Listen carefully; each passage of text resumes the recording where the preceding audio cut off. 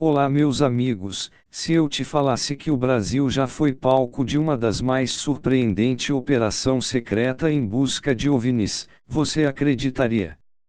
Então, o arquivo confidencial desta vez irá contar exatamente isso. Estamos falando da Operação Prato.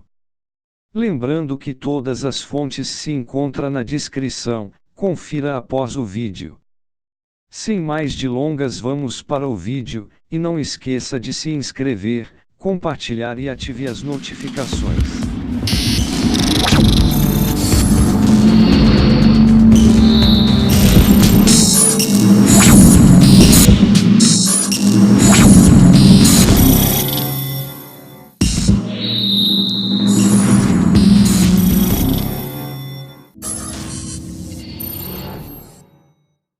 Operação Prato foi o nome dado a uma das operações mais representativas da Força Aérea Brasileira envolvendo eventos ufológicos. Vale ressaltar que todas as fontes documentais estão na descrição deste vídeo. Continuando a história. É importante dizer que a Operação Prato se deu em um momento político bem delicado no país e no mundo, durante a Guerra Fria e em pleno governo militar, quando a censura de informações ocorria de forma corriqueira. À época, os militares estavam muito preocupados que os acontecimentos no Pará fossem, na verdade, um ressurgimento da guerrilha do Araguaia, encerrada 3 anos antes. Havia também o medo de que os objetos luminosos vistos pela população fossem algum tipo de tecnologia soviética ou invasão comunista, o que logo foi descartado.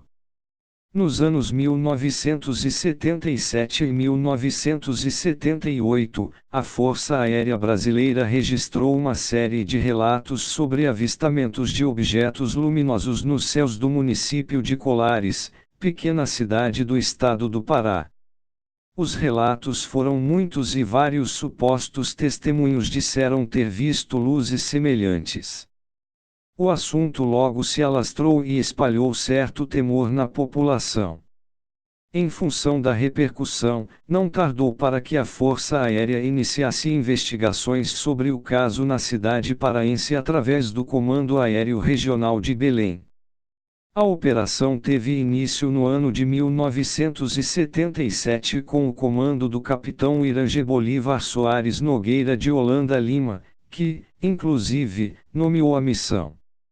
Sua equipe foi composta por mais 20 militares e tinha o objetivo de investigar a região que é litorânea.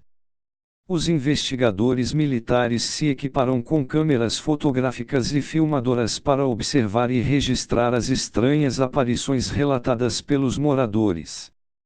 Naquela ocasião, o assunto tomava conta dos noticiários e das conversas entre os populares. Muitas pessoas deram entrada nos hospitais da região com estranhas queimaduras que alegavam terem sido causadas pelas luzes do céu. Popularmente, os acidentes eram chamados de chupa-chupa e causavam euforia. A equipe do capitão Holanda Lima reestabeleceu a ordem na cidade durante os 4 meses que permaneceu no local. A Força Aérea Brasileira decretou o fim da missão e o retorno da equipe ao 1º Comando Aéreo Regional, Comar, em Belém. Mas as pesquisas nunca pararam. No entanto, não foi registrada nenhuma ocorrência. Mas as pesquisas nunca pararam. Hoje se sabe que a onda ufológica paraense foi, na verdade, apenas a continuação de algo que havia começado em 1976 com o caso Barroso, ocorrido no Ceará, e depois seguido pelo caso da Ilha dos Caranguejos, no Maranhão, já em 1977. As testemunhas desses 2 episódios relataram terem sido atacadas por luzes não identificadas que se comportavam de forma muito agressiva, coisa raramente vista na história da ufologia mundial.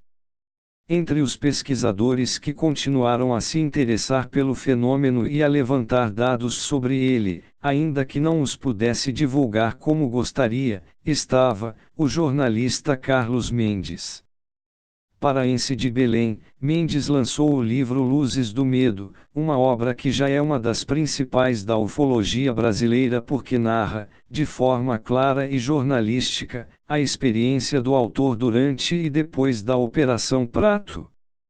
Recheado de depoimentos inéditos e relatos em primeira pessoa, o livro mostra que ainda há muito para ser descoberto.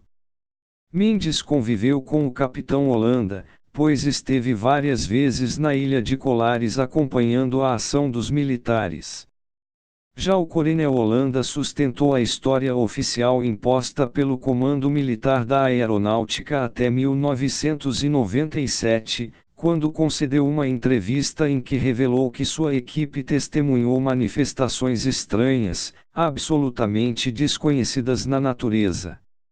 O capitão desmentiu a versão oficial e contou que sua equipe fez sim registros em fotos e em vídeos de objetos luminosos e de gigantescas naves realizando movimentos impossíveis para a tecnologia terrestre. De acordo com o novo relato, havia uma grande nave que emitia luzes de diferentes cores que liberava e recolhia luzes menores, que funcionavam como uma espécie de sonda. A equipe também coletou depoimentos da população que versavam sobre a existência de seres luminosos saídos do interior da nave.